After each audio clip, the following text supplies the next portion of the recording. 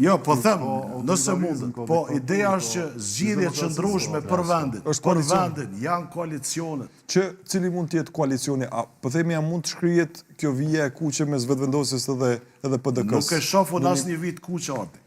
PDK-ja s'ka asnjë vit nuk shoh vit kuqe. Bedri Hamza nuk ka vit kuqe, s'ka pas as në 2025. Partit janë, me njëherë pas procesit zgjedhor, Bedri Hamza si kandidat për kryeminist që i humbi zgjedhjet thanë nuk bashkëpunoj me vetëvendosjen. Edhe kësa herë tha domon që cili është arsyeja me pas vijat kuqe.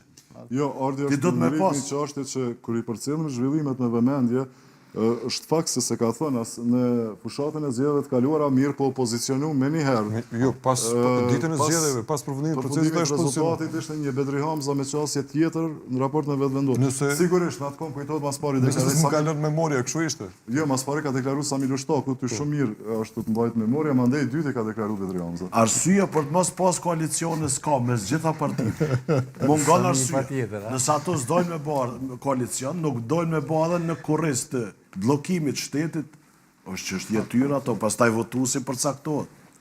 Zoti Zeri, ju shihni një koalicion të mushëm LVV PDK pas zgjedhjeve tashme se çka ke deri tash u kry. Besoj që në këtë fushatë elektorale, da mendoj që do të zbutet diskursi në raport me edhe pse në zgjedhjet e kaluara, në fushatën e kaluar PDK nuk është që kishte një diskurs shumë të ashpër në raport me vetëvendosjen, ishte kundërta, ose fakt vendosja kishte të orientuar më shumë drejt lidhjes demokratike të Kosovës, të cilët gjatë gjithë kësaj kohe kërkoi një bashkëpunim.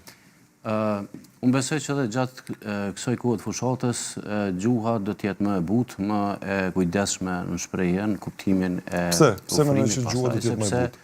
Ndoshta LDK-ja u idhnu pak pikërisht me gjuhën e Kurtit kur i quajti një fjalë të jo shumë të mirë në kuptimin e papranueshme, edhe gjeti si arsye që mos të bashkëpunoj pastaj dhe u bë një blok opozitor, kështu si me e quajt, por nuk funksionoi as si blok opozitor, as ky si blok pozitor, domethënë në të dy blloqet ishin të pakuptimta në kuptimin e zhvillimit ose të krijimit të institucioneve.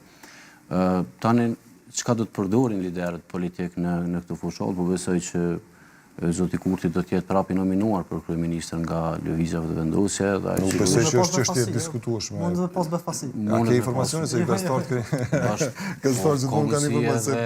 Belit, rrim këtu te befasia dhe më trego kush mund të jetë.